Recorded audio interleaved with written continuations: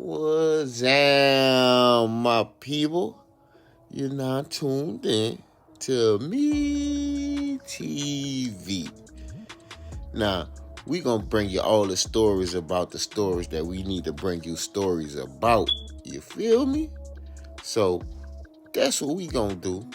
Some stories might be good, some stories might be tragic, but hey man, that's how these stories go. I don't make it up. Bond has been denied for 62-year-old Jaqueline Reid, charged with 2 counts of murder and the death of a teen and her unborn daughter in Barnwell. 17-year-old MALAYSIA HOGG was 9 months pregnant when she was reported missing back in February. Yesterday, her family was seen overcome with emotions during Reid's court hearing. Our Taylor Martin joining us now live in the studio with more on this case and Reid's reaction during that hearing. Taylor. Well, Ashley, Reid showed no emotion in court and wouldn't respond to the judge when questions were asked, while Hogg's family members were emotional. Her stepfather and a cousin were visibly upset when Reid walked in. Malaysia's stepfather, Michael Sapp, says Reid was a family friend. That's why they say they were shocked when she was charged with Malaysia's death. Fighting back tears, Sapp faced the woman accused of killing his stepdaughter and granddaughter. After wondering for months who would do this, now they question why. She always around, and she was a friend. She's a friend of the family. She looked me right in my eyes and told me that she haven't saw Malaysia. Now, Reid is scheduled for her first court appearance on August 26th. All right, thanks for that, Taylor. And SLED says that this investigation is still active and ongoing. Again, Taylor live in our studio. Thank you for that. Yo, you already know I'm back with another one on Me TV 1.0. If you're new to the channel, man, hit that sub and show some love. And if you've been here, like and share. If you care, you already know, man, we coming to you with another story, man.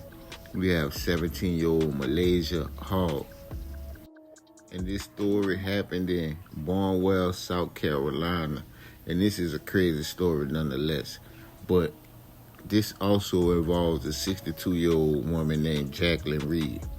To give you some backstory on MALAYSIA HOGG, she was a troubled teen that decided to move with her mother and rekindle the relationship she had with her mother because she was known to be a runaway. And unfortunately, a year or two before this situation happened, her mother lost her life giving birth to her little brother. Now, I don't know if the kid made it, but I know Mrs. HOGG, Charity HOGG, at that, she did not make it. So you gotta understand, this young lady had been going through a whole lot. Now you can only imagine what her thought process was. She just lost her mother and she's becoming a mother all at the same time, while having to be under a whole nother guardian's roof, have to be under a whole nother person's supervision. Now I'm not quite sure who was being the guardian of this young lady, and I don't even know how a family friend, a 62-year-old family friend, was able to even get close to the young lady. But it just so happened one night she ended up disappearing, and the night she ended up disappearing, the 62-year-old Jaqueline Reid, unbeknownst to anyone at that time, she had some kind of way lured the girl into her presence or her custody, probably being friendly, and end up stabbing the young lady as well as stabbing her stomach multiple times. And mind you, this young lady was 8 to 9 months pregnant. I put it like this: she was a couple of weeks from being induced to give birth. That's how close she was. That's how far she was as far as her pregnancy. Excuse me. But nevertheless, this woman, Jaqueline Reid, 62 years old, helped the family so-called look for the young lady when the young lady was missing. And she stood in the family face and lied repeatedly when the family asked her, did she know where the young lady was at? And it's still to me unclear how this woman was able to lure this 17-year-old young lady, because from what I read, she had problems. This young lady had problems with the older Jaqueline Reid, Probably some minor disputes, and due to the fact that she ended up doing this, you could pretty much see who was the problem, should I say. How can a 62-year-old woman stab up a pregnant 17-year-old? And the whole reason behind the situation was she claimed that this young lady tried to steal her man. Now look, I know they got sugar daddies, and I know sugar daddies exist, and I know older guys like younger women. But come on now. This is a prime example how older black women do not take care of younger black women. That's just what it is. You don't see a situation where you have one older black woman and you have a bunch of women following behind her for the right reasons. You don't see no mentoring. You don't see no teaching. You don't see no development of one older black woman to the younger black woman.